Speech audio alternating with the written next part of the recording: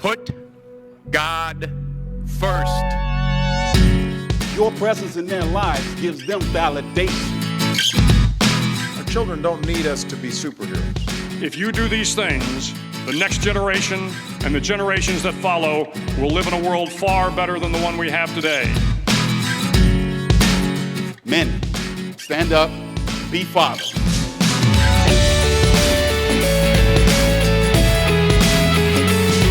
Welcome to the Inspired Legacy Podcast, Season 1, Episode 6. Thanks for joining me today. I'm Mark Henderson, your host and founder of the Inspired Legacy. Our mission, to celebrate the gift of fatherhood and equip men to lead boldly, love unconditionally, and leave a lasting legacy with the belief that we can change the world one dad at a time. So here's a question. Have you ever read the Bible, or at least a good portion of it? If you have, great, keep it up.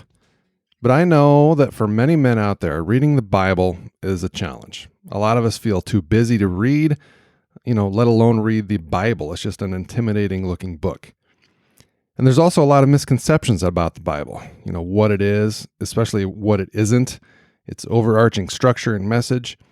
And so a lot of people are just, again, simply intimidated by the book. But it's not uncommon for people to recognize that it's something that they should do, that they should read. So they make this big, audacious goal to read the Bible, and a lot of people attempt to, they sit down and try to read it cover to cover, and that rarely ends well. But as dads and spiritual leaders of the home, it's really critical that we understand God's Word so that we can apply it to our daily lives, as well as teach our kids about what it has to say for their lives. But we obviously can't do that if we're not reading and studying it on a regular basis. Well, my guest today is on a mission to help us all bridge that gap. His name is Matt Whitman, and he's the creator of the popular, I can say that word, popular YouTube show, the 10-Minute Bible Hour. And the one thing I really love about Matt, and I mentioned this to him at the beginning of our call, he's just a super relatable guy. And his knowledge about God and Christianity, church history, and most of all the Bible itself, it's just so deep that he's able to articulate, deep theological topics, but in a way that's got this punchy, sort of lighthearted humor about it that I think, believers and non-believers alike can appreciate. And so because of this, his show is, I think, a fantastic resource for anybody looking for a deeper explanation of what the Bible talks about, as well as anyone who might have questions about God or skeptical about religion altogether. During our conversation, I chat with Matt about the timeless, practical wisdom found in the Bible, how we can use it to our benefit, and how we can use it to our kids' benefit, good places to start reading the Bible, and Matt makes some great points about how we as fathers can equip ourselves to dive deeper into the Word to discover our true purpose. Matt Whitman, welcome to the show, sir. How are you? I'm doing great. How are you? I am doing splendid, and I have to say right off the bat, I'm a little starstruck today. I've been a follower of yours for a long time. No, seriously. Before we get to the topic of the day, I want to dive into your show for the listeners who maybe don't know who Matt is. He's the host of the 10-Minute Bible Hour on YouTube. It is an outstanding resource, but also it's just darn entertaining as well. So I've been a subscriber, man, and a follower for a long time, and I'm excited to have you on here. And just appreciative of your time today. Thank you very much. Oh, absolutely. Yeah, I'm delighted to do it. And I don't know. I'm glad you find it entertaining. That's fun. My goal with doing the whole 10-Minute Bible Hour thing was to try to make it useful, but also fun, so it wouldn't feel like people were being told how they need to think about things, and more just hanging out with someone who at least acts likable from time to time. Well, that's what I really appreciate about your show, is it is so approachable, and I think that's in large part of your demeanor and the way you present the material, but also how you choose to cover it as well. It's like it's very digestible and, like I said, approachable to anybody who has experience with the Bible, but then obviously those who don't. And I think maybe that is that your target? Yeah, I think you're reading me right, Mark. It's really a two audience thing that I want to make happen. On the one hand, I want to talk with people who fascinated by the Bible and the God they believe is behind it and would like to understand it better. Certainly the last 100 years of biblical scholarship have taken a little different tone than the 1900 years before that. For sure. And I don't know, like I'm backing myself into a corner here because I feel like I'm setting myself up to wholesale criticize all of my brothers and sisters who do church, and that's really not what I want to do. I think what I'm trying to say is that sometimes the impulse to jump immediately to the applicable and the life tips, like that approach to the Bible as like a guide for living, and sort of skipping over the stuff about Jesus and the gospel and how God is and what the grand narrative of history is. I think that temptation is maybe a little more pronounced right now than at other moments in history. Yeah. And so I wanted to make a show that would pump the brakes a little bit and be like, yeah, hey, how we live and what we do, that's all in there, but let's just slow down and maybe think more about the God who's behind the document and move a little more slowly through it to maybe have a better shot at gleaning what we're supposed to glean from it, maybe with a process we feel better about. Did I tiptoe enough there? How was that? No, I think that's awesome and insightful as well. I did kind of want to hear the backstory as to how, what led you to create the channel. So let me pause right there. You're a pastor, correct? Yeah, I'm at an evangelical free church in Western Wyoming. There can't be too many guys like you doing what you're doing, the way you're doing it. Am I correct?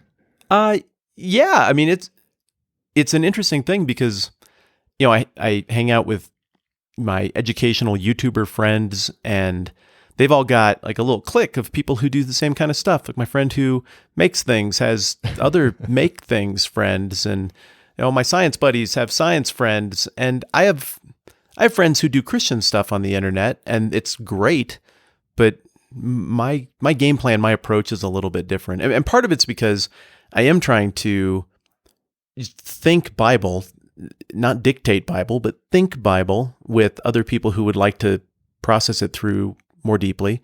But I'm also trying to invite people to the conversation who don't believe what I believe at all, but would like the opportunity to learn about the religion, learn about the scriptures without having to sign up to believe it, and without having to sign up to get lectured all the time about how they're wrong and bad. And so I've tried to cultivate an ethos on the channel that says you just don't have to think what I think. Like, obviously, I really think there's a God, and I think Jesus is his son, and I'm really enthusiastic about the Bible as a document that is, inspired and from that God. But man, it stinks if we just get into our own little ghetto and we can only talk with the people who come to the exact same conclusions about it that we do. And so one of my favorite things about the channel is just that a bunch of those people have showed up, and they've been of goodwill and super fun to hang out with. And I've made friends from outside of my ideological circle just because I'm vain enough to point a camera at myself and talk about Jesus on the internet. Well, on behalf of the viewers, we appreciate the fact that you do that, because again, it's just a great resource. And one of the reasons why I wanted to have you on the show to talk about what we're going to talk about today is because you are so approachable, and you open that door to people who, maybe have their antenna open to the ideas discussed in the Bible, but who aren't maybe fully bought in. And so, again, I don't think there are many people out there doing it as well as you are doing it. So, a little bit more about you. I mean, I know you're a dad because I've seen your kids on your show before. How many kids do you have? I have 3. Yeah, I've got 2 girls and a boy, and the girls are headed toward teenagedom, and the boy's still a little guy. That's fun. So you're still in the thick of it. Very, very much so. And you have at least one out of the house, right? I do. I've got 3 kids. Our oldest is going to be 23 in April. She got married last year and is actually expecting her first child in June. So I'm going to be a grandpa in June, which is just... that's an identity shift. Yeah, no joke. I'm still trying to wrap my brain around it. But we're excited. We're looking forward to it. And then our next oldest is 19, will be 19 in February. And then we've got a 9-year-old son. So 2 older girls and a preteen boy. So we're still in the thick of it as well. Yeah, our boys could hang out. They're probably into the same stuff right now. Well, I want to dive into today's topic, because I know you're kind of on a tight timeline here, but today, Matt, I want to really speak to the men out there who, they want to be great dads and probably are great dads, but they want to take it to the next level. But maybe they haven't been exposed to some of the biblical principles of fatherhood. So what would you say to a dad who, again, wants to be the best dad that he can be, but is maybe a little skeptical of the Bible and Christianity and how those two could potentially impact his role as a father? What would you say to a guy like that? Okay, well, first of all, I would say I know a bunch of absolutely spectacular dads who do not believe in God and the Bible. As do I, yeah. I want them to, and I like them either way, but they're great at it. But the thing is, they're great at it because they've intuited to relational structures and an approach to life and to people and to investing in others that just happen to be what God ordained in the Bible and in the order of things that he designed. So I never myself want to give the impression that in order to be a good dad, you just need to think all the same stuff I think. So just do whatever I do, because obviously I'm the best dad. And you're not saying that either, Mark. But I know I know to outsiders, it can feel like that sometimes when they listen to people like us talk about it. And, they might imagine that we imagine that we're somehow special. And I definitely don't. So the first thing I would say is the fact that someone would even ask the question, how can I be a better dad, means that you're on the right track. Like, hey, we're in the same boat. We care about the same stuff. We both understand that it's a really precious responsibility to have a human or two or three, or, who are entrusted to you, and you're helping them figure out how to navigate planet Earth. And what a dumpster fire it can be at times. But you're also trying to help them to savor and appreciate and drink in the beauty of planet Earth, and what a wonderful, beautiful, inspiring place this can be at times. And so I guess the first thing I would say is, whether somebody agrees with me or doesn't agree with me, the people who I think are doing it best understand both of those realities, that you're dealing with a place that is a broken mess, and you're dealing with a place that still bears the marks of beauty from its creator. And so you get people who maybe want to hunker down and go into protectionism mode because they worry so much about how bad the world is, and then they're producing kids who don't know how to laugh or enjoy things or savor the beauty of stuff. Then you get others who go into try everything mode, and as a result, they raise someone who's naive. And so, like so many things, I feel like the first round of counsel that I've received that has been most helpful is, I guess, an exhortation toward balance. That understand the world you are raising the kids for is maybe the best advice I've ever received. Does that make sense, or am I saying crazy stuff right now? No, no, I think it makes perfect sense, and I appreciate the clarification there. You definitely do not need to be a Bible believer to be a great dad, but I think, like you said, it does sort of expose you to sort of next level ideas and principles. Yeah. At least that was the case for me. I know that when I became a dad, Matt, I don't know if you got this in the homework you did before the show, but I became a dad at a very early age. I was 19, thrust into manhood. All of a sudden, I'm forced to be making decisions that I may or may not have been fully equipped to make, and I know that throughout my 20s, as I grew up in the church, and I always kind of considered myself to be a Christian, but it never fully clicked for me that, being a Christian requires an actual relationship with my Maker and not just head knowledge.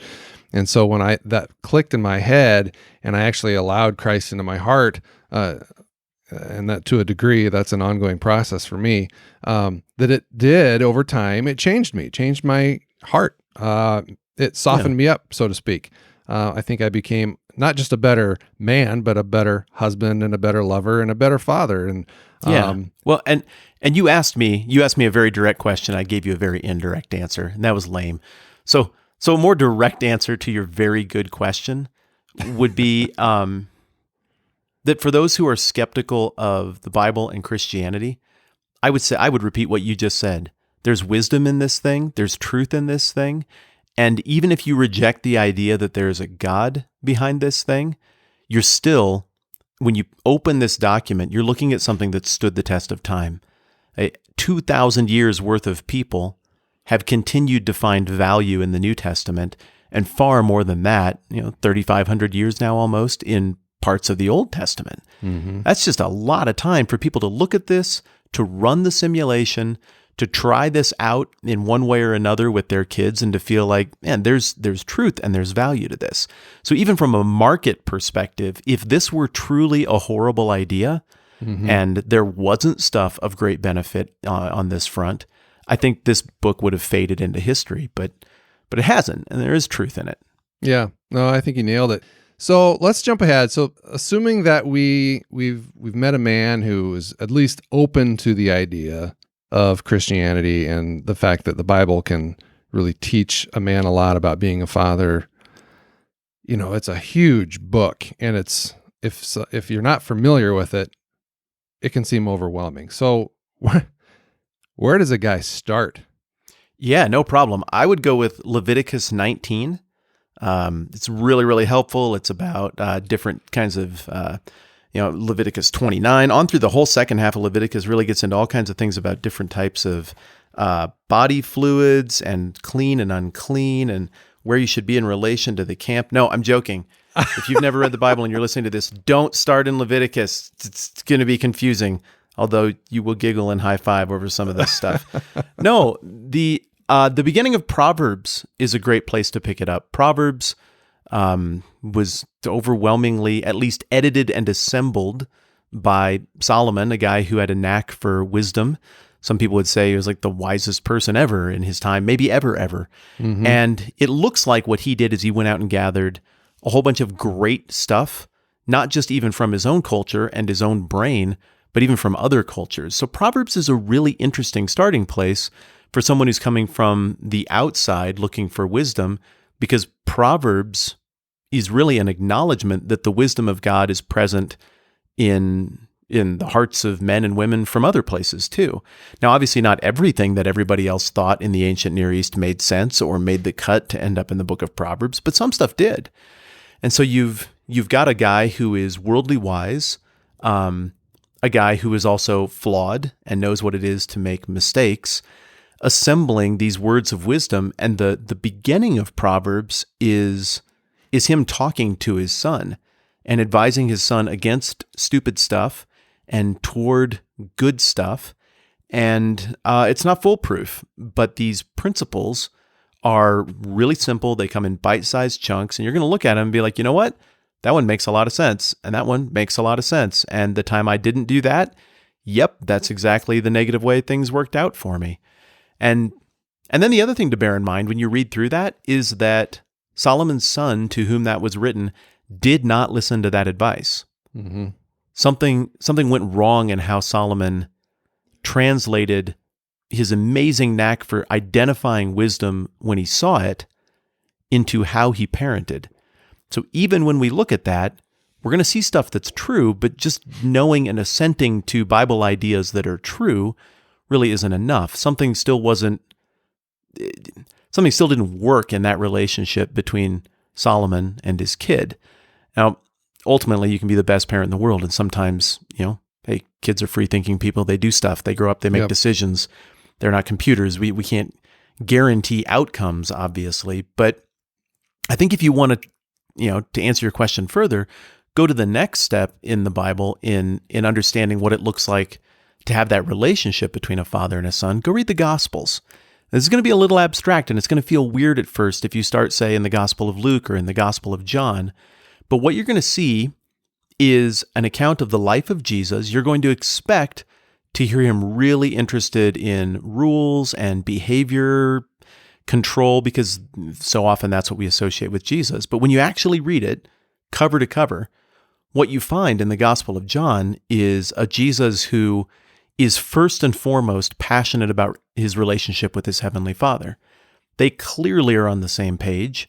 They're making a huge, bold, redemptive move that is costing them a lot to pull off. But Jesus is always finding strength in that right relationship with the Father. So you learn stuff about how God is. You learn stuff about how Jesus is. you learn stuff about what it is to live for a purpose and to have that father-son relationship produce something that's redemptive. That goes beyond just being chummy. And then all of a sudden, those little nuggets of wisdom from around the Bible in places like Proverbs, you start to see what it looks like to put flesh on that stuff and actually live those things out. And again, I'm not saying I actually get any of this right myself. Maybe sometimes yes, maybe other times no. But to your question, I think those would be two great places to start to get a feel for the ideas of fatherhood and the execution of fatherhood. That's great. I love it. I love the reference of Proverbs. The fact that there are so many bite-sized examples in there that people can just dive in and digest right off the bat. But like you said, there are examples in there of times that it works and times that it doesn't. And I think it's a good reminder that the best parent in the world is still going to make mistakes, right? And you said that the kids are their own people and they're going to make their own choices and we can't control all of that. But again, even parents make mistakes. And so it's just a good reminder. And then the Gospels, like you said, that paints an idealistic picture of what the father-son relationship should look like or could look like, right? But that's a lot for us to live up to as mortal beings. So it's nice to fall back on those examples in Proverbs to kind of actually see how we can apply that and how it could look in real life. Those are great starting points, if you will, for guys out there. And honestly, even if you've been at this for a long time and you've embraced biblical principles into your role as a father or as a parent, I think those are good places to just review and remind yourself of the things that we just talked about too, because like the Bible says, we need that constant renewal of our minds, right?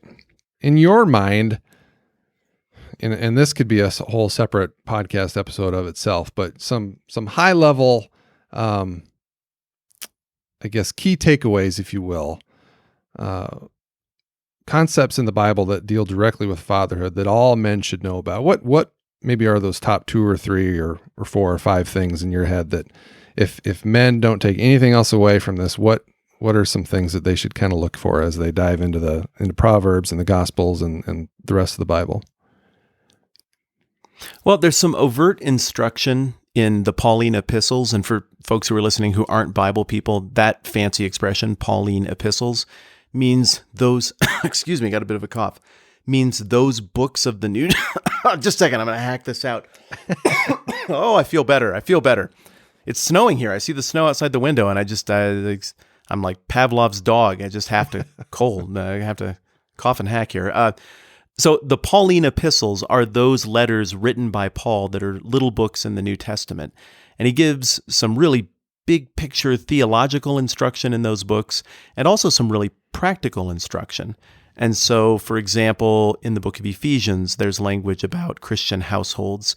And that stuff, I think as you read it, you'll probably look at it and think, yeah, okay, the biblical instruction on households is pretty common sense. Like, don't crush your kids with being overbearing and controlling and awful, but also kids respect your parents, and nurturing that kind of balanced relationship is one of the things that I see those fathers I was referencing earlier in our conversation who aren't Christians but parent wonderfully. They seem to intuitively get that balance right. But beyond that, I think actually if you just look at the overt passages in the Bible that talk specifically about fatherhood, you'll get a good framework, but all of those passages are assuming that you're looking at the rest of the Bible for a sense of just ethics, how you treat other people, what the point of life is. I mean, what are you raising that kid toward? What do you want him to be? What's the point of a human, for that matter? Mm-hmm. What's the point of a relationship, for that matter? And the Bible speaks to all of that stuff in a way that goes way beyond, here's a list of 15 things that are little truisms that you have to do. I mean, if you go back and look at, say, Matthew 5-7, the Sermon on the Mount, this is Jesus' first big public speech when he gets into ministry, in front of everybody.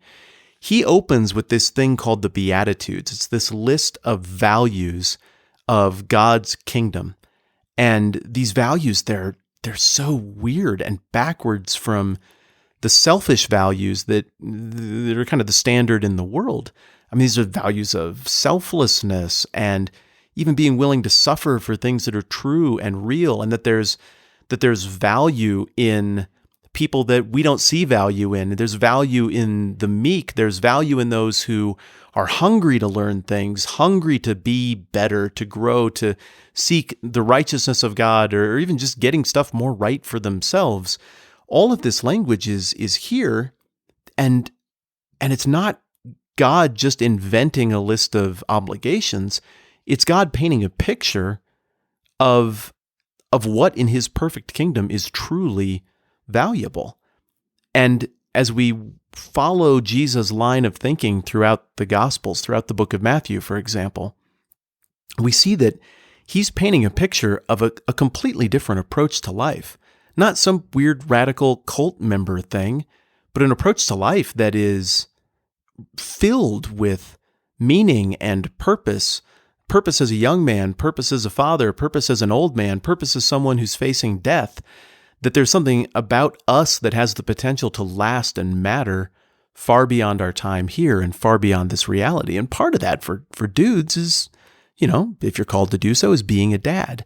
And so those biblical values that are just general Christian values are something that I think if you don't take the time to really put some thought into, you're kind of missing the whole direction that the Bible wants you to go in. So we can talk practical tips all we want, but ultimately those practical tips are just teaching methods and techniques that are designed to enable us to impart much deeper truths about life, death, relationships, God, and the point of everything. That's so good, man. What are you, a pastor or something? No, that's weird. It's like I sit around and think about this stuff all the time, and that's still the best I can do. I don't know. I'll try harder. No, that is so good and so true. Yeah, like I said at the beginning, the ideas that I was exposed to in the Bible, I mean, when I first began my fatherhood journey, I didn't have a vision for myself, for my family, for my finances. I didn't have the concept of like divine purpose, and that ultimately it was my role to kind of instill all of these into my kids and reinforce the fact that the Bible is out there for them to read and absorb all these things for themselves. And yeah, man, that's outstanding. I know you've got to run, man, but you did segue into the next and the last question I did have for you. We've kind of tiptoed around the idea of legacy. And so when you hear the term inspired legacy, that means a lot of different things to a lot of different people. But in your mind and in your words, what is your definition of an inspired legacy? Well, I've never heard the phrase turned that way before, but I liked it. And honestly, the first time I started thinking about the phrase was as we began corresponding in anticipation of this conversation. And good job turning the phrase, because it made me think before we ever even got on the phone. What am I doing here? What is the point? I have a couple thoughts on that, I guess. One, in my life, there are 4 people who I'm investing in at a rate that outstrips everybody else I invest in by an incredible margin. These 4 people, my 3 kids and my wife, to an extent, they're my legacy. To an extent, they own themselves, but I want my legacy in them to be that I empowered them to get the point of life. I mean, for me, the point of life is to glorify God, is to be a part of his kingdom.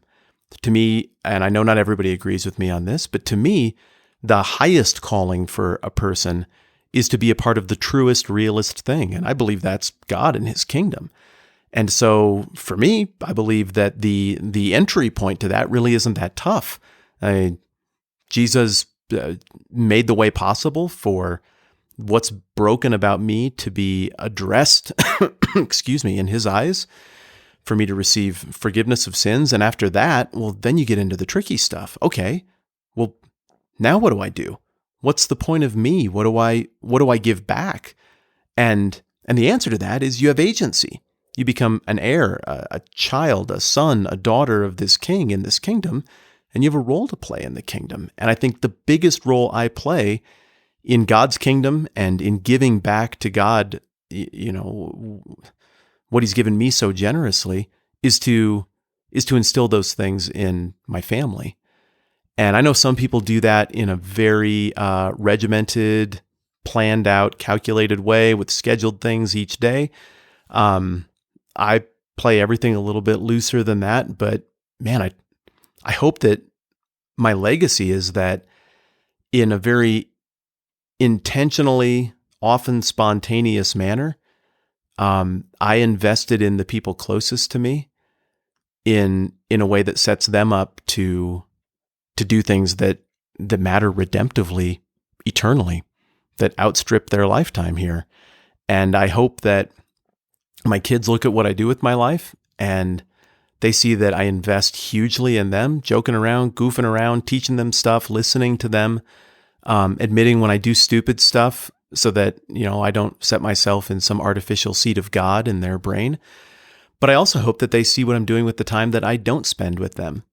I hope they see what I'm doing when I'm sitting at a computer, excuse me, when I'm sitting at a computer writing, when I'm reading my books, when I'm meeting with people. I hope that they have a rich enough vision for what I believe and what we're going for, that they don't resent that time that we didn't spend together, and that instead they're like, you know what, I want to give that away myself too. I've been given something incredible by God: grace, forgiveness, patience, understanding. I want to give that away to other people. And so I don't know.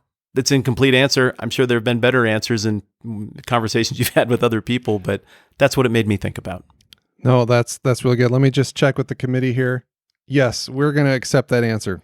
That was good. Oh, thanks. Oh, cool. That's the most approval I'll get all day. Oh, Matt, again, I really appreciate your time. I know you got to run. I do want to give you a chance to kind of plug anything you got going on. We mentioned the show. Where can people find you online? What do you got going on? What should we be aware of? And give us the spiel. Oh, thanks for asking. The 10-Minute Bible Hour is the YouTube program, thetmbh.com. You can go and check stuff out there. I probably need to update that. I don't think it's fully up to date. I feel guilty about that now. At Matt Whitman, TMBH on Twitter. I've got a podcast that I do with my friend Destin Sandlin from Smarter Every Day called No Dumb Questions. You can get that on any podcast app. And then if you like the deep dive stuff, my church's sermons are published in a podcast. I think it's under Lander Evangelical Free Church Sermons, Lander, Lander. And that's just the raw audio of what I'm doing every week at church. But I don't know, I'm going straight through the book of Matthew right now. And if you're just looking for a Bible study or something that's there and easy and accessible, that might be a fun thing to do. That's everything I can think of. That's awesome. We're going to make sure that is all linked up in the show notes. And again, you guys listening out there, I cannot stress enough the 10-Minute Bible Hour. Check it out. It is an incredible resource. If nothing else, watch the videos on Acts. That's where I jumped in, and it's phenomenal. And again, Matt, I can't thank you enough for your time. Appreciate the videos that you spit out there. And yeah, man, this was really, really good. I'd love to have you back someday because I know we just scratched the surface of all there is to talk about. So maybe consider that in the future. That'd be fun. It's really nice to phone meet you, as it were, Mark. Yeah. Well, if you're ever traveling through South Dakota and you happen to drive through Sioux Falls, which is where I live, look me up and we'll grab coffee. That's not crazy at all. My in-laws live in the Sioux City area. Oh, really? Down the road. Yeah, so I get out that way. I was there a few weeks ago, actually. Nice. Well, that's where my oldest daughter lives. So yeah, now you're like, oh no, what have I done? I shouldn't have said that. I'm actually going to have coffee with this man. Oh, no. Joke's on you. All right, man. Appreciate it. Take care. It was a treat. Thanks, Mark. Well, there you have it. Wise words from a YouTube star. If you guys took anything away from this episode, if you enjoyed my conversation with Matt, would you do 3 things for me? First, subscribe to this podcast. Second, leave a review in iTunes, preferably a positive review, but whatever you feel called to do. But most importantly, share this episode with anybody you think could benefit from the message that Matt had to share with us today. If you'd like to follow the show online, you can visit theinspiredlegacy.com, and there you're going to find links to our Instagram and Facebook pages. If you guys are looking to keep your axe sharp by surrounding yourself with other like-minded dads, I want to invite you to join our free and private Facebook group. You're going to find encouragement, support, accountability, spiritual growth, and there's a link to this group in the show notes. Again, I want to thank you guys for listening. Remember, subscribe, leave a review, and share this message, because I really do believe that when we work together to lift up fatherhood, we're going to change the world one dad at a time. Until next time, live inspired.